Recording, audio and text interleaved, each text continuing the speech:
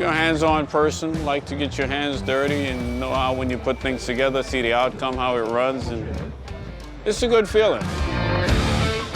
I'm an old Spartan grad. I say old going back 85, and it's been fortunate for me since Spartan. I've had good employment, second job in 35 years. So I did Rockwell on the B-1, and I'm at Pratt & Whitney now for the last 34 years. It's been good. Ever since school, it's been an achievement. I can't complain. Aviation world has been good to me. The instructors were flawless, you know, and a lot of hands-on. That's what I like about the school. It was like 50-50. You get your classroom and you get your hands-on in the shop. It was a very good experience. We use it a lot out here in the field.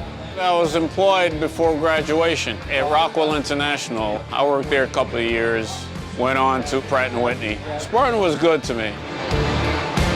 I'm a jet engine inspector, do FA, ODA, inspect engines, brought up 8130s and ship them on.